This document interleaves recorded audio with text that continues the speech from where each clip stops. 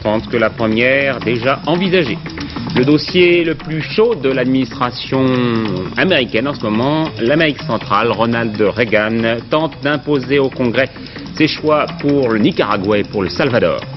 En vedette aujourd'hui, les judokas Ray et Menilo, tous deux champions d'Europe, Yannick Noah qui ira en finale du tournoi d'Hambourg demain, et l'équipe de rugby de Nice se qualifiait surprise aux dépens d'Agen.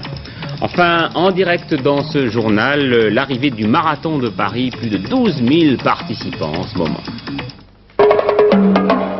Mesdames, Messieurs, bonsoir. Le sport, donc, en vedette dans ce journal. Ça nous change un petit peu d'une actualité qui est assez souvent morose. Avouons-le, le marathon dont nous allons, par exemple, parler tout de suite n'est pas celui de Bruxelles. Cela, c'est pour lundi et mardi, avec d'ailleurs à la clé des barrages paysans aux frontières. Mais donc celui de Paris. Un marathon qui passionne les spectateurs depuis 2 heures tout juste. Un départ impressionnant, en effet, plus de 12 000 participants, regardez, qui se sont élancés du côté de l'avenue Foch, tout près de l'Étoile, avant d'affronter un goulot d'étranglement et de se détacher progressivement les uns des autres. Tout cela au fil des 43 kilomètres à travers le bois de Boulogne, les quais de la Seine et les plus grandes artères de l'ouest de la capitale. Les derniers n'arriveront que pendant le journal d'Hervé Claude, mais les premiers doivent arriver dans quelques minutes, Roger Isabelle. On va vers le record ?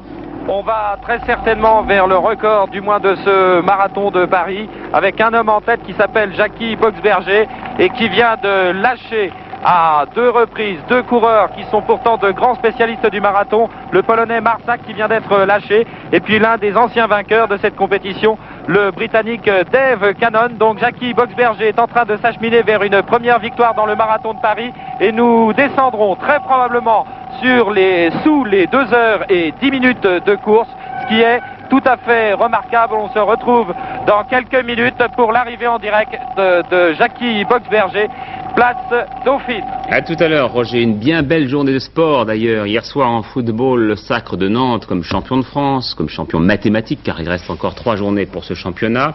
En deuxième division, dans quelques minutes, une lutte farouche, chacun de leur côté, entre Toulon et Reims dans le groupe B pour l'accession à la première division. Et puis une tâche plus aisée pour Rennes dans le groupe A. En cyclisme, la victoire de l'Italien Bontempi dans la 2e étape du Tour d'Italie, le Suisse Freuler maillot rose. Et puis surtout, commenté par Alain Vernon, du judo, de la moto, du tennis et du rugby. Le jeune homme très brun opposé ici en finale des moins de 65 kilos au blond tchécoslovaque Kriz est sans doute le meilleur judoka français actuel. Thierry Rey, déjà champion du monde et champion olympique, vient de conquérir la première médaille d'or des Français dans ces championnats d'Europe. Thierry Rey a en partie effacé la déception engendrée par les échecs de Parisi et Vachon. Le Français l'emporte par Chido sur le Tchécoslovaque inattendu en finale, il faut le dire. L'autre médaillé d'or était inespéré. Le Marseillais Richard Melillo l'a conquise par Yuko en finale des légers face à l'Italien Gamba. Thierry Rey qui juge son succès comme le fruit de son excellente condition physique. La demi-finale du championnat de France, la première de rugby cet après-midi à Clermont-Ferrand, a été remportée par l'équipe de Nice en maillot bleu opposée aux champions de France en titre et favori Agen. Victoire finale 18-12 des Niçois alors qu'Agen menait à la mi-temps 6-3. Voici le seul essai niçois signé par l'ailier Méry à la 59e minute. Nice, par un pressing constant, a véritablement privé les Agenais de ballon qui ont tout de même inscrit 2 essais. A signalé la très bonne partie d'Éric Buchet côté niçois. Nice qui jouera sa première finale de son histoire face à Béziers ou Bayonne puisque la deuxième demi-finale se joue demain à Toulouse. Yannick Noah n'a mis qu'1 heure et quart cet après-midi à Hambourg pour éliminer l'Américain Eric Fromm en demi-finale des internationaux d'Allemagne. Le numéro 1 français l'a emporté en 2-7, 6-1, 6-4 dans le même style offensif. Rappelez-vous que contre Wilander en finale, la veille du mois en quart de finale. Noah affrontera Higueras espagnol, vainqueur de Villas dans l'autre demi-finale. 15h cet après-midi au Mans, les concurrents des 24 heures motocyclistes s'élancent sur le circuit Bugatti. La piste est sèche, le soleil a fait son apparition alors que la pluie tombait encore 1 heure avant le départ. Après 5 heures de course, c'est la Suzuki de Pierre-Étienne Samin et Dominique Pernet qui occupe la tête devant une autre Suzuki, celle de Moineau-Hubin. Les 2 Kawasaki meilleurs temps aux essais sont actuellement 3e et 4e, mais les dernières heures sont souvent les plus cruelles. Et puis nous parlerons à la fin de ce journal d'automobile avec le Grand Prix de Monaco de Formule 1. Prost et Arnoux partiront en tête. Lauda et Watson sont définitivement éliminés. C'est une surprise.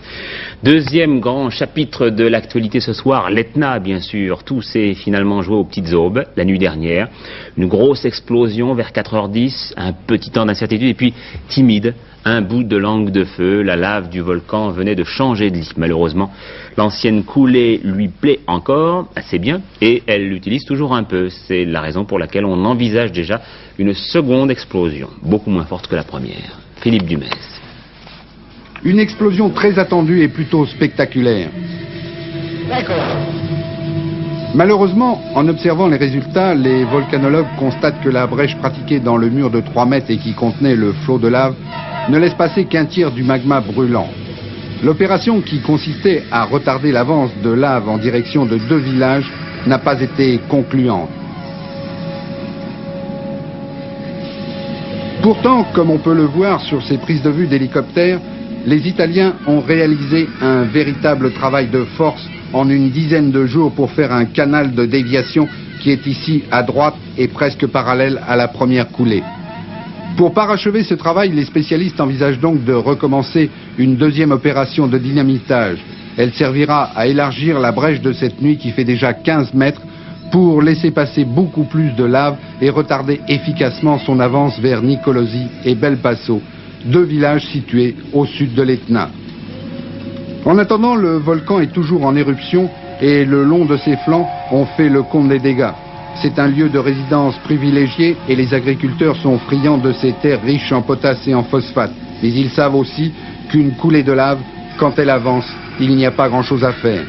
Au pied de l'Etna, on est plutôt fataliste et ces agriculteurs ne sont sûrement pas loin de penser qu'une bonne prière vaut bien tous les essais de détournement de lave.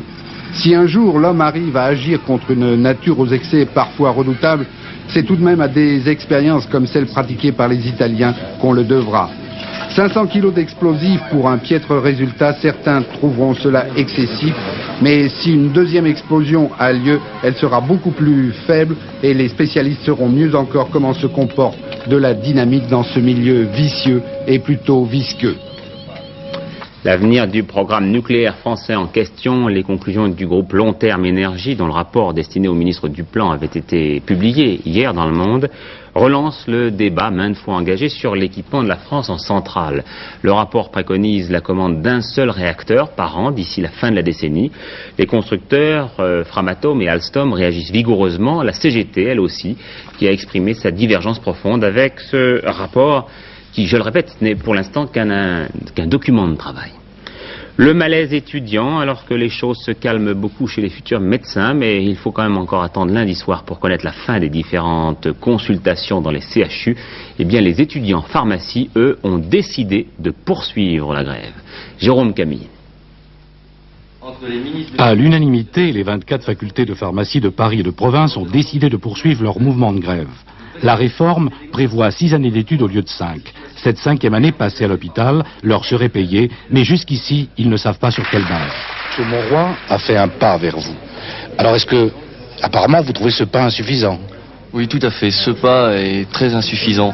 Nous avons en effet acquis une rémunération pour les étudiants en 5e année, hospitalo-universitaire, mais nous n'avons aucune certitude quant au travail qu'ils feront pendant cette année, leur statut et l'occupation qu'ils auront à l'hôpital.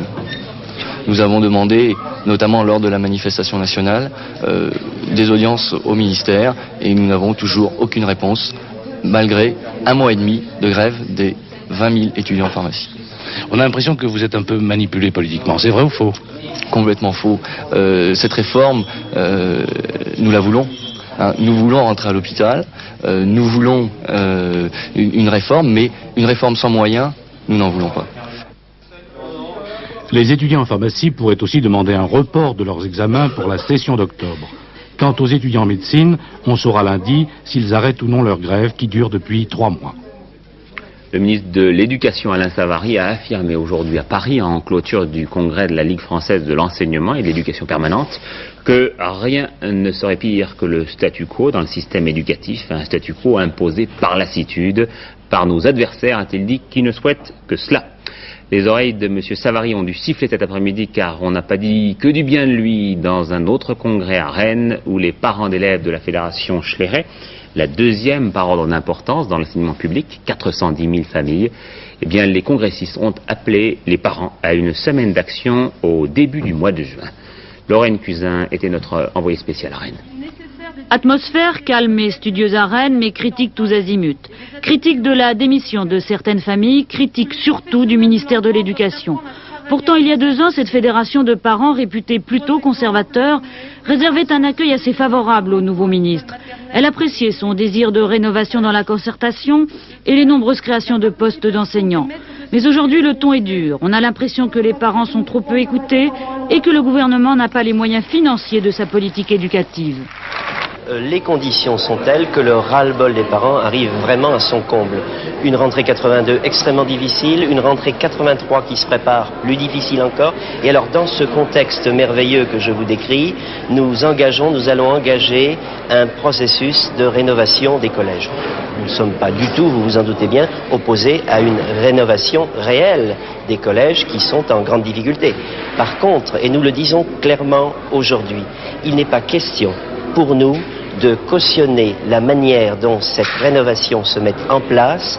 Il n'est pas question que l'on puisse procéder dans la plus parfaite incohérence avec les moyens qu'on se donne, avec l'insuffisance considérable des moyens que l'on constate et dans la plus parfaite désorganisation, dans la précipitation. C'est une application prématurée. Ses parents reprochent surtout, entre autres, au ministère de vouloir engager la réforme des collèges avant celle des écoles primaires. Voilà, à l'instant, on me fait signe et je vois ça sur mon écran de contrôle. 20h12, l'arrivée du marathon de Paris et bien sûr Boxberger, Roger Isabelle, Gérard Holt sur place. Oui, Patrick Poivre d'Arvor, l'arrivée de Jackie Boxberger, le socialien, en 2h12, vous le voyez sur l'écran, et quelques secondes, c'est-à-dire une quarantaine de secondes. C'est une victoire étonnante, splendide pour le socialien de 34 ans. Étonnante parce que ce n'est jamais que son 6e marathon. Et qu'en plus, jusqu'à maintenant, il était réputé pour courir d'abord les petites distances. Je vous rappelle que Jackie Boxberger avait terminé 6e aux Jeux Olympiques de Mexico sur le 1500 mètres en 1968. Il avait alors 19 ans. C'était l'un des très grands espoirs de l'athlétisme français. Ensuite, disons qu'il avait quelque peu déçu. Il n'avait pas concrétisé les fameux espoirs que l'on avait portés sur lui. Et le voici aujourd'hui, en pleine lumière, à Paris. Paris devenu la capitale du marathon, vainqueur de cette 8e édition du marathon de Paris en 2h13 minutes. Plutôt 2h12 minutes et 40 secondes. Il n'a pas battu, bien évidemment, ni le record du monde, ni le record du marathon de Paris, qui, je vous le rappelle, appartient à l'américain Ron Table en 2h11 minutes. Mais c'est tout de même une belle performance réalisée ici par le socialien. Eh bien, Gérard, je vous propose de vous retrouver dans le dernier journal vers 23h15 pour un résumé complet de cette superbe course que vous avez vécue pratiquement entièrement en direct sur Antenne 2, avec des grands bouts de direct en tout cas.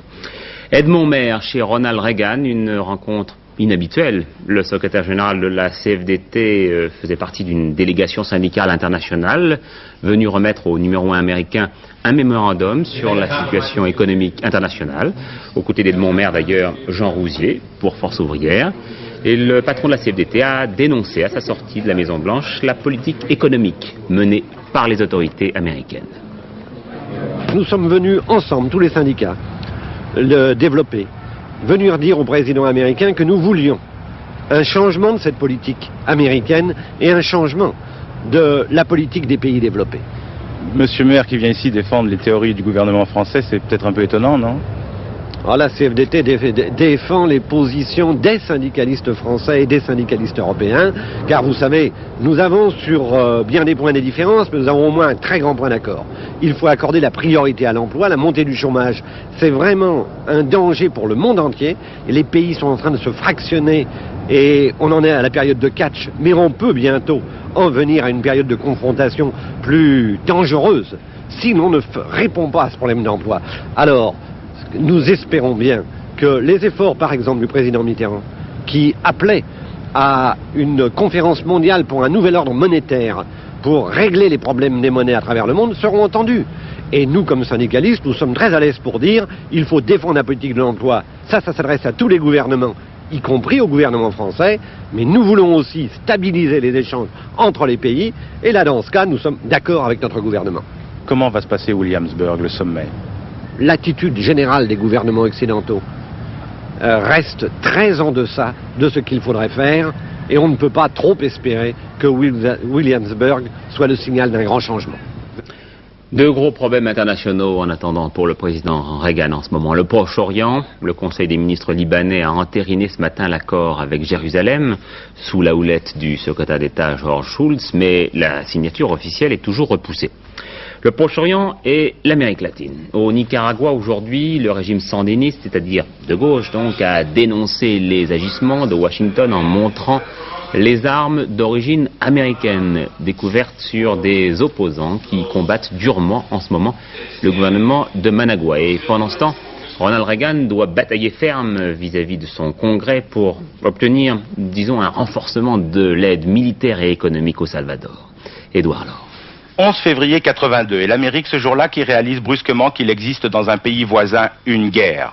Parce qu'au Salvador, l'un des 35 conseillers militaires américains se promène ouvertement avec un M16 dans la main.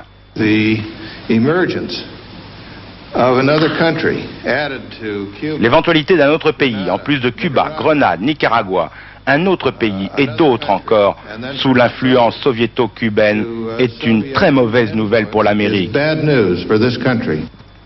D'autres pays et d'autres encore. Le Nicaragua qui arme les rebelles du Salvador.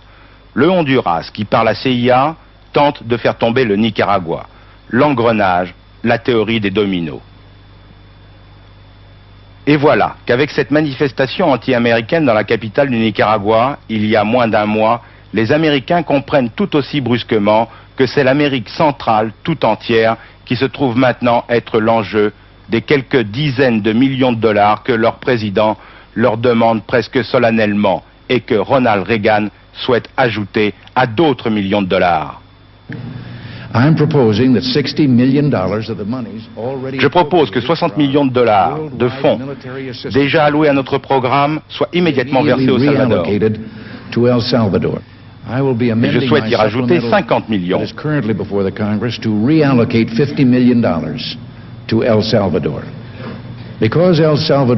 parce que le Salvador n'est pas le seul, je souhaite y rajouter en plus 20 millions de dollars. Les preuves à l'appui. Un avion espion U-2 partant de Californie photographie une base de rebelles au Nicaragua. Initiale FMLN. Un autre U-2 prendra des photos de camps rebelles à l'intérieur du Salvador.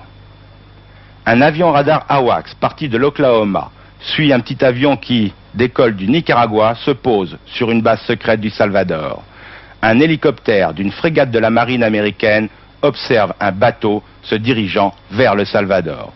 Résultat, à Cuba, un quartier général soviétique, une station d'émission satellite. Au Nicaragua, dépôt d'armes, hélicoptères et armements soviétiques. À Grenade, une piste d'atterrissage en construction. Au total, Ronald Reagan demande 130 millions de dollars d'aide militaire et économique pour faire face à la pénétration soviétique en Amérique centrale, avec toujours cet argument. Le Salvador est plus près du Texas que le Texas ne l'est du Massachusetts. Le Nicaragua est aussi près de Miami, San Diego, que ces villes ne le sont de Washington où nous sommes ce soir. Reste maintenant à savoir si ce message lancé depuis le Congrès à l'Amérique tout entière a convaincu. Un dernier sondage, avec donc une semaine de recul, fait apparaître que plus de la moitié des Américains refusent de payer pour l'Amérique centrale. Et derrière ce refus, il n'y a pas que le souvenir du Vietnam, lié au fait que l'argent ne règle pas tous les problèmes. Il y a aujourd'hui chez les Américains un sentiment plus profond, celui d'avoir suffisamment payé depuis la Deuxième Guerre mondiale partout dans le monde.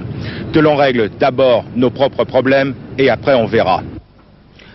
Encore une expulsion d'un soviétique d'un pays d'Occident. Cette fois, il s'agit de la Belgique et d'un responsable d'une société commerciale belgo-soviétique, mais l'information n'a pas été officiellement confirmée. À Hambourg, les retombées de l'affaire des faux carnets d'Hitler, publiés par Stern. Hier soir, ce sont les journalistes qui ont occupé les locaux de leur magazine pour protester contre la nomination de 2 nouveaux rédacteurs en chef en remplacement de ceux que la direction avait contraints à démissionner. Les opinions des 2 nouveaux sont jugées trop conservatrices par la rédaction. Nouvelle manifestation indépendantiste aujourd'hui en Nouvelle-Calédonie, à 4 jours de l'arrivée du secrétaire d'État au Dom-Tom. Manifestation dans le calme. Corse, le FLNC revendique 40 attentats à l'explosif depuis le début du mois d'avril. Enfin, la réélection du pasteur Montsara à la tête du Conseil national de l'Église réformée de France. Son synode vient de s'achever à Nancy. Et bien justement, c'est tout à côté de Nancy qu'une basilique va enfin pouvoir être restaurée au terme d'une bien jolie histoire, comme on en lit dans les livres d'ailleurs. La citoyenne de la ville, une très jeune citoyenne, était alors partie au début du siècle faire fortune en Amérique. Camille Crouet était devenue là-bas une grande vedette du cinéma muet et à sa mort, il y a 4 ans, elle a légué une véritable fortune à ses anciens compatriotes. Catherine Beaumeil. Camille Crouet est née en 1890 à Saint-Nicolas-de-Port. Dès l'âge de 16 ans, elle s'en va rejoindre une partie de sa famille émigrée aux États-Unis. Quelque temps plus tard, on la retrouve sur les écrans encore muets de la Paramount. En 1939, à la veille de ses 50 ans, elle rencontre, subjugue et épouse un industriel américain, Arthur Friedman, un homme d'affaires inspiré qui revend son empire textile pour investir dans le pétrole. Une riche idée, et les Friedman entament alors une vie de rêve, de continent en continent, de palace en palace. En 1975, il meurt, laissant à son épouse largement de quoi survivre. Cette même année, Madame Veuve Friedman pose les premiers jalons de son legs fabuleux. Ça vous a pas surpris qu'on consacre une somme aussi fabuleuse à une basilique? Vous savez, quand on aime quelque chose, comme nous aimons la basilique, comme Madame Friedman aimait la basilique, je crois qu'aucune somme n'est trop importante. Rien n'est trop beau quand on a une passion de quelque chose. Madame Friedman aimait beaucoup cette basilique. Elle avait déjà financé l'achat de chaises, offert un vitrail, financé la rénovation d'un hôtel, sans oublier d'y faire apposer une petite plaque commémorative. En 1975, elle fait modifier son testament. À sa mort, 5 ans plus tard, la majeure partie de sa fortune se retrouve léguée à la basilique, à la grande stupeur de ses héritiers. Après 3 ans d'embrouille juridique, le legs de la tante américaine aborde enfin les côtes françaises. Entre-temps, flambée monétaire oblige, les 7 millions de dollars nous donnent la coquette somme de 50 millions de francs. Un joli pactole qui sera géré par l'association diocésaine de Nancy et pour le seul bénéfice de la basilique de Saint-Nicolas-de-Port qui en a, il est vrai, bien besoin. Nous revenons au sport avec la dernière séance des essais du Grand Prix de Monaco. Les temps de jeudi n'ont pas pu être améliorés cet après-midi car il pleuvait. Résultat donc, Prost partira en tête avec René Arnoux. Prost que voici. Jacques Lafitte, dont nous allons pouvoir admirer le dérapage, sera en 4e ligne. Niki Lauda est éliminé, tout comme John Watson. C'est une grosse surprise. Pour la première fois de son histoire, l'écurie McLaren ne sera pas représentée en course. En revanche, Ferrari va bien. René Arnoux, 2e meilleur temps, et Patrick Tambay, 4e meilleur temps. Patrick Tambay, un pilote dont Henri Bodiguel vous propose de mieux faire la connaissance. Le Grand Prix de Monaco, c'est toujours le Grand Prix le plus difficile physiquement pour les pilotes.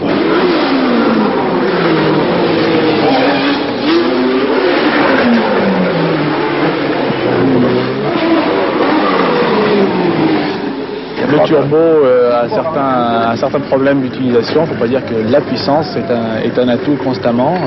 C'est un compromis. C'est bien d'avoir de la puissance sur des circuits comme Imola, le Castellet, mais ici, ça sera certainement plus difficile. Je crois que ça va être assez équilibré avec les atmosphères.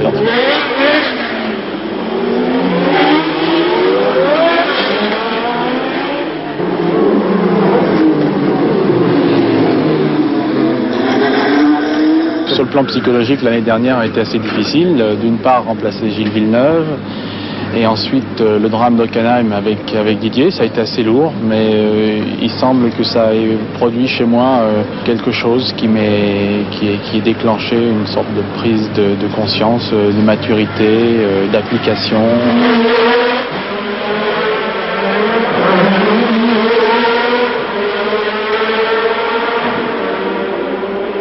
Carrière est très risquée, très courte, et il faut gagner autant d'argent que possible pour assurer l'avenir plus tard. C'est tout à fait normal de penser comme ça.